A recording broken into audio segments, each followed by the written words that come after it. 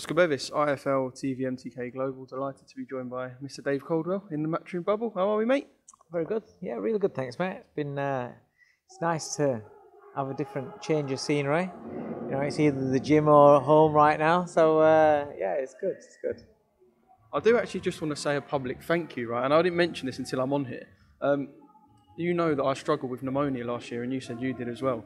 And I was really struggling to get back into fitness. And as much as you might not realise, you had a little word with me in the last bubble for about 5 minutes, and I got back into it. And I feel like the motivation came from a couple of the words you said to me. So I just actually want to say thank you first. Yeah. Listen, thanks a lot.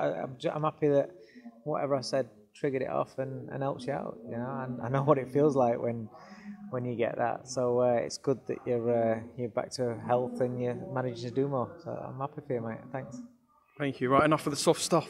Hopey Price. It's a good fight. It is a good fight.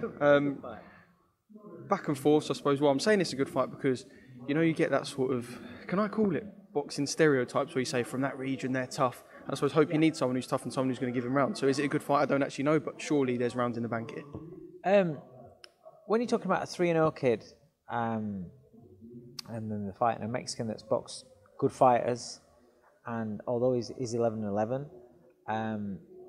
in those 11 losses, he's still trying to win. He's still throwing punches. He's still making the other guy think, making the other guy work, and connecting and landing on the other guy.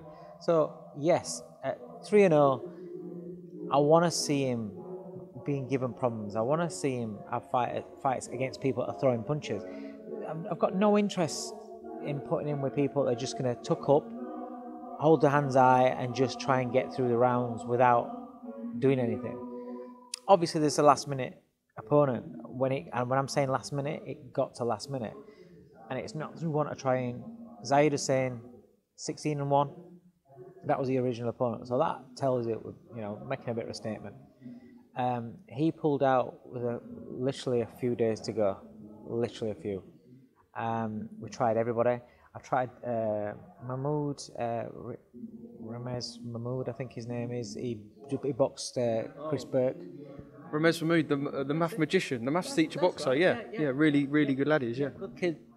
We tried him, but it was too, you know, he couldn't make the weight. It was too. This is the problem when it's short notice. But I think he's 11-1. I'll say Ramez, the level he fought at last time out against Chris, Ramez would be a big step up. That's what I'm saying. That's who I tried. You know, we tried them. We tried several others. You know, good fighters, and then managed to get hold of a Mexican, a very good Mexican, great, boxed good fighters, boxed Navarrete, boxed all sorts of fighters. Navarrete and Juni boxed. So stylistically, that's a fight for Hopey. But stylistically, I believe that he wins. But it's against a good fighter, and I want the education of him getting in the ring, sharing the ring with people that have boxed at top level. I'm not saying, yeah, if he'd have beaten Navarrete and things like that, then it's like, no, obviously. But no, he was constantly throwing hands. Uriel Lopez, tried him. He was all accepted and everything, and then he couldn't make the weight. So when we're down to like the last couple of days, you got to get him. You can't get anybody over here, so you got to get him on a flight, get him into the bubble and everything. We managed at last minute to find Mendoza, and it's still a step up. It's still a tough fight, a real fight. It's not the fight we wanted, but it's still part of his progression, and I'm happy with it. I'm happy with it.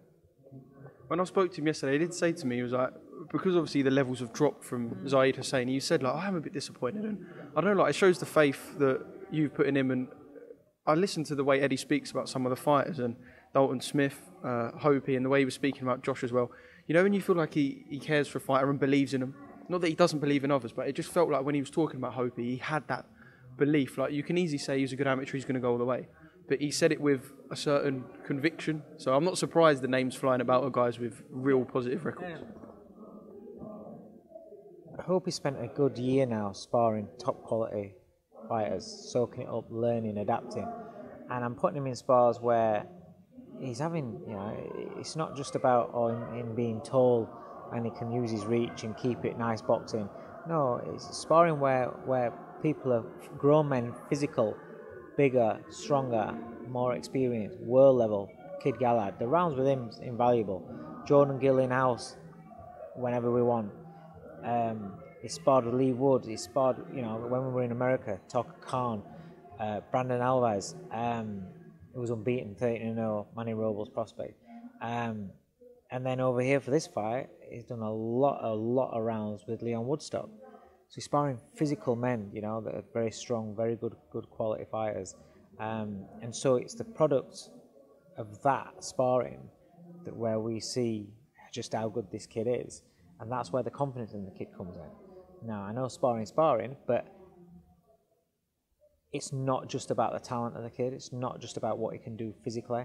It's the mentality of him. And because the mentality is right, and because of his mindset and how he handles things and how he copes with things, that's why I'm confident in putting him in with these real fights, because he's got the mentality. Yes, he's got the ability, but he's got the mentality. A lot of kids, a lot of good prospects that you see at 3-0, 4-0, 5-0, great prospects, but just mentally they're not ready yet. Mentally they're not, they can't not quite follow instructions to the letter.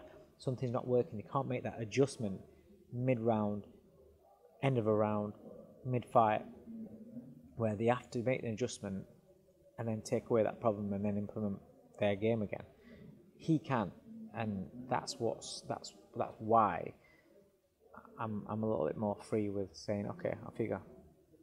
Yeah, and as much as we're meant to be unbiased as well, there's just something about being around Hopey. He's just such a nice guy. Like, he's so nice. Like that thing I done earlier with him and Johnny Phillips. Check it out, everyone. I don't know. He's just such a got an infectious personality, and he's not brash and loud. He's kind of quite reserved, but he's a good lad as well.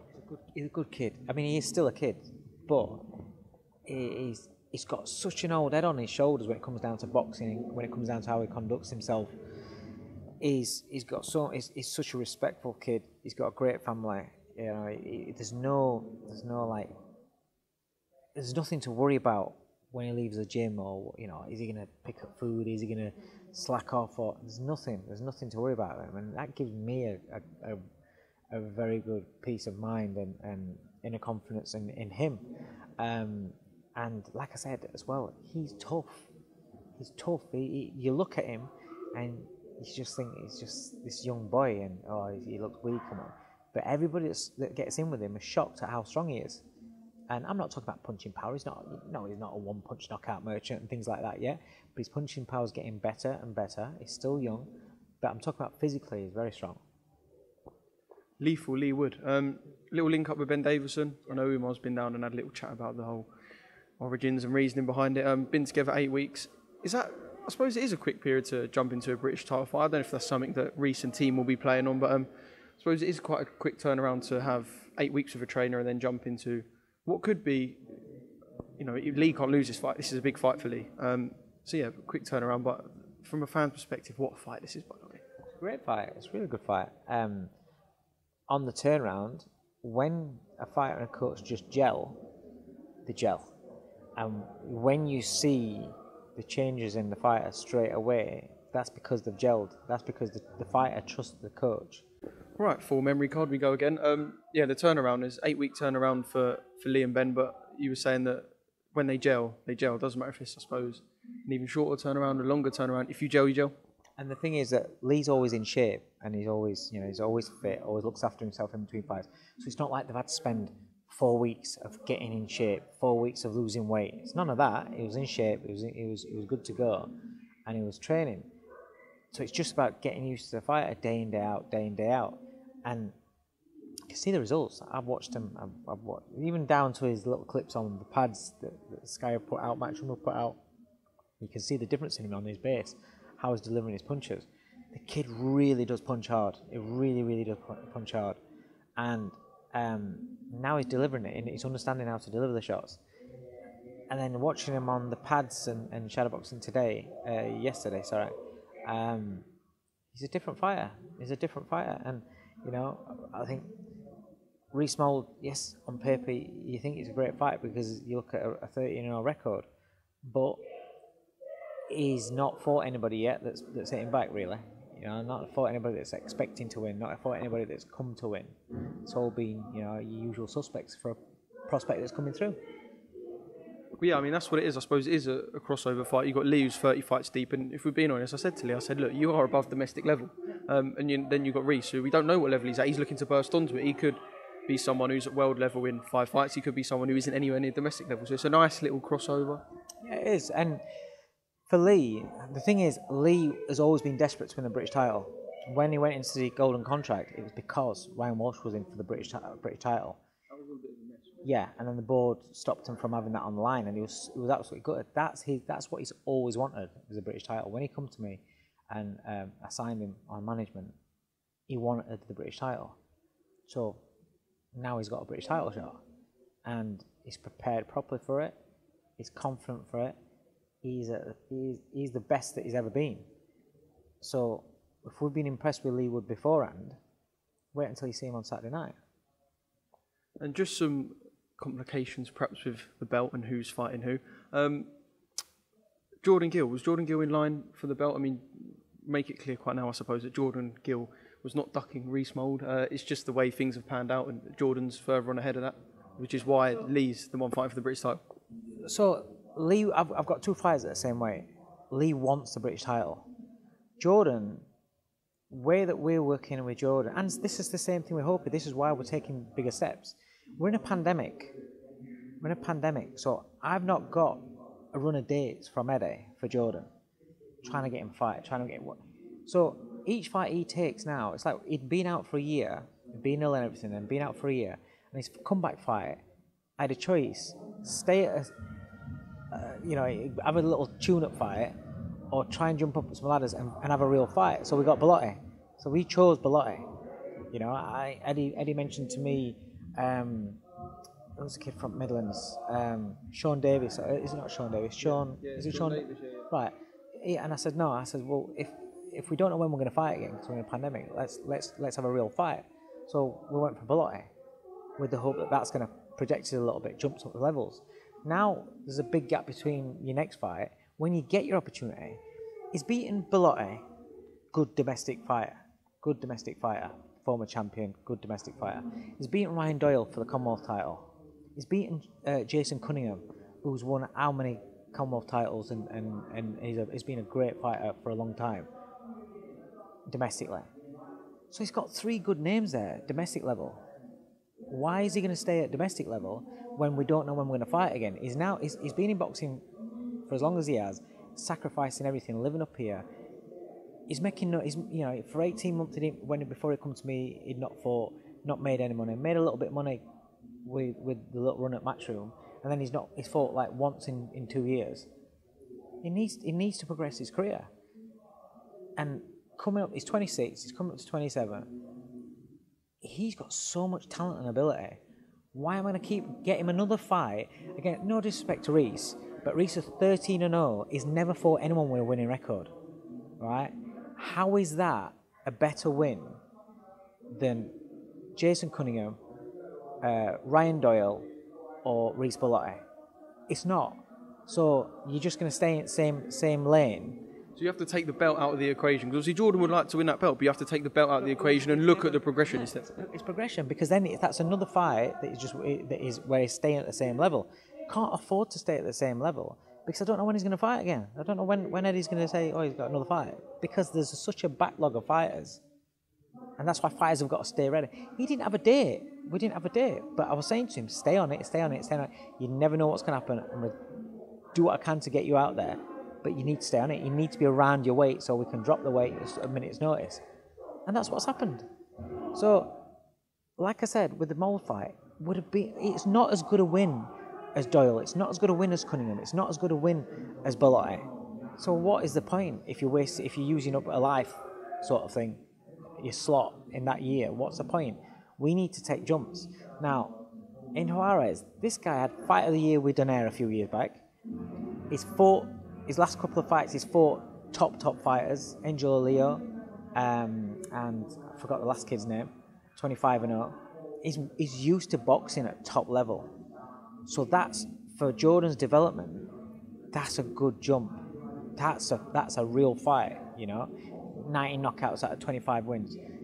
And he's boxed at good level, at top level. How is that not a bigger leap than fighting Reece Mould? And like I said, we was after the European title. That's always been, before Tinoco, we wanted the European title. So we've never mentioned the British title. I didn't put Jordan forward for a British title shot. They just put that out. But Leigh wants a British title, and I need Jordan to take more slots. Leigh's coming off a loss, so I can't give Leigh a big jump up. He just lost. Give him a big jump. No, he needs to come back with a good fight. Come back with a good fight that I believe he's gonna go out there and look good in. This is the perfect fight. He gets a British title as well. Yeah, I get what you mean. The whole situation sort of, well, you explained it well there. I don't think there's anything else that really needs to be said. Nobody said that to my face. You know, Reese hasn't said that to my face. What I've been told there about what Reese has said is Jordan's ducking him. Nobody said that to my face. He's seen me around. He's not even, his coach's talk has been everything. He's not coming to me and say, "Oh, what's up with Jordan Gill?" But yeah, he'll say it on camera. That's the reason why Jordan's not fighting for a British title, because like I said, we don't know when we'll fight again. If you've now got two or three, if you're lucky, fights a year, you have to take the lead. Same thing as Hopey Price. Would I be moving a fighter that's had 3 pro fights as quick as what I am doing? No, because his first year is supposed to have 7 fights. In his first year, he's had 3 fights. It's different game now. That makes sense. Josh Warrington at the top of the bill. Look, Eddie's called him the #1 featherweight in the world, and we know it's get through Lara and you've got unifications. We don't even need to discuss that, but we do need to discuss the Galahad situation. I just want to know your take on it, really, because obviously there is a rivalry there, and I can understand why when you have an enemy, you'd want to deprive them of the chance of the rematch and deprive them of the chance to get a purse bid and take your world title from you. He's going to fight for a vacant world title anyway. Josh drops the IBF. Do you understand from Josh's situation, and do you understand the upset from Barry's as well? Both, yeah. 100%. The first fight wasn't the best fight. It was horrible. It was untidy. It was scrappy, but it was hard fought. It was and it was such a difficult night for Josh. So obviously, it's not a fight that you're going to look for and say, "Oh, I want to take that again." So you kind of, as a manager, if you're managing him, you're kind of like, well, he's beaten Selby, he's beaten Frampton, he's had some good wins, and he's beaten Galahad, and so he's had some really good wins. It's really good wins. Now we want to, same sort of thing. You want to go to the next level. You don't want to stay at the same level. Especially, you've heard Josh talking. He's talking about, he's looking towards the finishing line. So you don't want to stay at the same sort of level. So I can understand. You wouldn't choose to fight Kid Galahad. Anyone that says they choose to fight Kid Galahad's an idiot. He's a good fighter. He's a very good fighter. And from Kid Galahad's point of view, he wants that fight. He believes he's beat Josh Warrington. He wants a rematch. He wants to prove it. And he wants that world title shot. So yeah, of course he's steaming. Of course they're steaming. I understand that. My understanding of it is that they vacated the belt after the purse bid was put in. And I heard the purse bid was 50 grand. So do you think Josh Warrington is going to defend his title against Kid Galahad for a purse bid of 50 grand? I think the whole financial thing was confusing, because I know Josh said that the purse bid, if it would have been taken seriously, he was the money factor about him and Galahad, and you could see between the Kid Galahad and Jazza Dickens purse that it's less money. So Josh is saying without his involvement there's less money there. I don't know how seriously the purse bid was taken, but I know the intent to drop the IBF I think has been there for a while, I guess. Right, okay, well in that case, that's a case of, well, we can get a bigger fight for you, but this fight here against Galahad is too much risk for too little reward. If that's how it is, then that's how it is. You gotta see it as you take it, and that, as far as the manager's concerned and management concerned, is that's kind of like, well, what will you do? If you've got the big fights, the Shakur Stevensons or the the Kanzus or stuff like that, that's on a world level is a big fight, big money, and if it's a fight that's against Kid Galahad that nobody really wants on your team, and it's not going to be a big fight, and there's not much money in it, well, and it's a fight that you could really get beat, you're not going to take it. But I totally understand Kid Galahad's frustration, totally, because as far as he sees it, is Warrington's ducking him. That's how he sees it, and that's how people will see it. But you have one career, you have to do what's best for your career. And when you're coming towards the finishing line, fighters then tend to get a little bit more, when they've only got a few more fights left, they've got to think, what am I going to use these fights on? Do you know what I mean? Galahad and Jazza, though. Who do you put as favourite in that fight? It's such a good fight. Obviously, a rematch from, I don't know how many years ago, but yeah, it is a really good fight. Really good fight. Both much better fighters now. I don't know. It's a 50-50 fight. Because I've seen more of Galahad up close and just how effective he can be, I'd probably lean towards him. Probably. It's a very. I don't know. To be fair, I don't know. Jazz is improving loads, and the inactivity of Galahad and the age, and I don't know. It is genuinely a 50-50 fight. I don't know. Would you say that Jazz is probably one of the most improved British fighters over the last couple of years? Because there was a point where his career was in a bit of disarray. Obviously, the Rigondeaux fight didn't go as planned. He didn't really get his chance in there. And then he ended up going to Dominican Republic to fight, and it was all a bit up in the air. Then he smashes through the golden contract. Yeah. That's why as well, I think he's got a bit of momentum. That's why at first I think to myself, I think maybe Galahad's the favourite. But then you think about, while one's being inactive, another one's been on a roll. And yeah, exactly. Good fights. Testing fights, high-paced, getting it back hard fights, and like I said, he's improving. And I think I don't know. He's genuinely a 50-50 fight. I'm swaying left and right. I don't know. I'd look forward to it because it is a great fight. I can't wait for it. What you really meant was you was going to say Galahad at first, and then you thought Jazz's Tony's boy, so you thought I better reel back. I know. There is that as well now.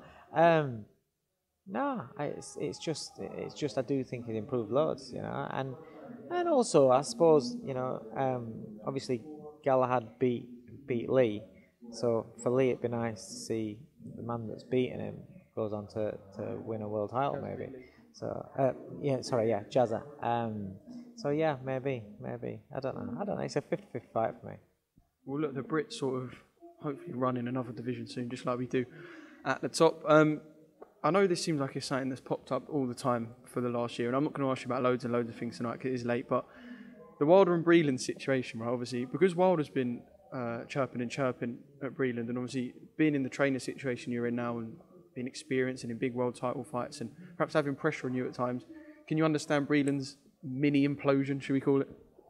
I haven't actually watched his interview, but I've heard a few bits where he's bit back. He's human. He's got emotions, so maybe that's sometimes we bite back. Sometimes we do have emotions involved. It's I just think it's sad, the whole situation, the whole Deontay. It's not just about saying, "Oh, you did a shit job as a coach. You gave me wrong advice." So yeah, it's not just about that. It's questioning his integrity by saying, "Oh, he spiked his drink," and on top of the suit, on top of the gloves, stuff like that. It's just, I've said it before, I feel for Deontay Wilder and kind of worry for him because it doesn't seem as though, it seems as though that loss has really, really screwed his head up, or his train of thought up, and the people that are around him can't really be helping him see sense or just helping him move on. I think that's the most important thing. They don't seem to be helping him just move on, let it go, move on, because of how he's reacted to it. I just hope he's all right. I hope that that he gets his shit together and can move on and come back because he's exciting. He's great for the sport. I just think it's sad, and like you said, Breland's bit back.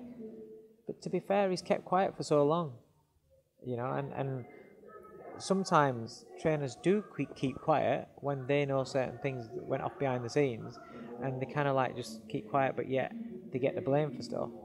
And it's like, why not? Why not? If one man's giving out the shit and throwing mud at your name, then you're human. You're gonna snap, and you're gonna defend yourself, really. Is it making his ring return even tougher? Do you think it will be hard for him to come back in the right mindset? I heard the Ruiz fight was thrown about. For me, that's one of the most intriguing fights in the division. I know he was going to come back against Charles Martin, who seems to want to sort of get back in the swing of things now. He's stopped smoking weed, I think. But yeah, like, does it make his ring return really tough, just mentally, like, to get back into that fight zone? Because he was actually, people can talk about his resume, but he had good momentum and he was knocking everyone out. So his career path was pretty steady, and now it's just sort of dived, and it's going to be hard to come back, if that makes sense. The most important thing when you come back when you've lost is handling the loss, because you have to accept the loss, understand why you lost, in order for you to improve. Otherwise, you can't improve. Otherwise, you're just going to go and do the same thing. Because if you think that you did nothing wrong, that's what's going. It's going to happen again. You're going to get found out again. So I think it's always a question about mentality, and the way that he perceives, is giving himself off, and we perceive him to seem. It looks like it's a bad spot for him. But who knows? It might just be playing the game. I don't know, because we're all talking about it. We're all talking about it. We're all going to want to watch the rematch. Even if he fights an absolute plum, not the rematch, in his comeback fight. Even if he fights an absolute plum, we will want to watch it to see how is Deontay Wilder going to come back. So he may be just playing that game. You don't know. I don't know. I doubt it, but I don't know. All right, Dave. The first show tomorrow. Start of a nice run from Matchroom. I know Frank's announced 3 shows with some good domestic fights. Top Rank will do their thing, and fingers crossed 2021 is the year. We say this every year, but it's got to get bigger and bigger, and surely 2021 is the year we get the big one and smash loads of big fights out of the park. Yeah, just want to keep the boxers active, or get the boxers active. This is the hardest thing. Like I said, you don't understand what goes off behind the scenes. Trying to tell a fighter, stay in the gym. Don't eat that burger. Don't, when you're stuck in lockdown, don't be pigging out on biscuits and crisps. Oh, you ain't got a date, by the way. Just don't do it. Live the life. It's very, very hard, because it's an hard sport. And, that's why I've got so much respect for how Jordan's handled himself. Without knowing that there's a date, he's lived it. He trained all the way through Christmas, had Christmas Day off, that's it. New Year's Eve, he didn't spend New Year's Eve with his wife and his family. He was up here with us because we trained Christmas Day, because we was hoping to be on January 30th.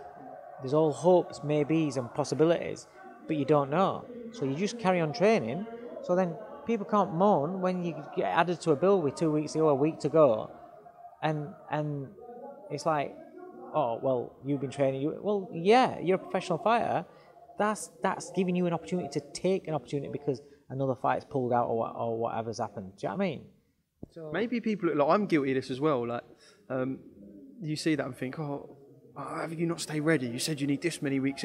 But I get it. I struggle to eat healthy, and I'm just a normal person. You know what I mean? So when you aren't eating any junk food, when you have to keep to the strictest of diets with nothing in mind, I get it, yeah. It's very hard. And then you're sparring, you're doing everything, but there's no end product, you don't know a day.